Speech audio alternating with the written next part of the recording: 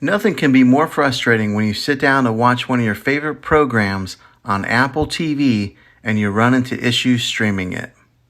Well, in today's tech video, I'm going to show you how to fix Apple TV if it isn't working on your Westinghouse Smart TV.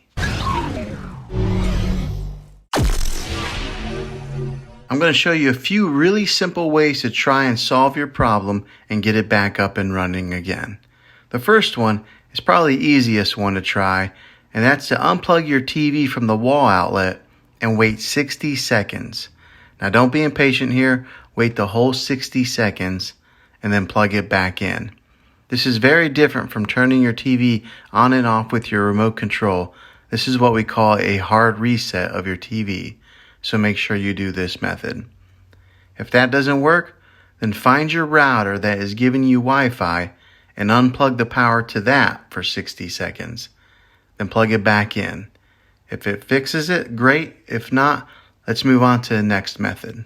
Try deleting the Apple TV app off of your TV. Go to wherever your apps are located on your system and remove the app altogether. Then reinstall the Apple TV app again. After you reinstall it, you might have to log back in with some of your credentials, but hopefully this will work. And if that doesn't work, then I recommend buying an affordable Roku stick, Amazon Fire Stick, or an Apple TV 4K, and plug that into your TV to use as your main streaming player. You'll be able to access Apple TV that way. Now I'll put links in the description down below of where you can get one of these devices. Well, hopefully this video was helpful. If it was, go ahead and throw a thumbs up on it. Go ahead and subscribe to my channel. I make tech videos all the time, and I would love to have you back in the next one.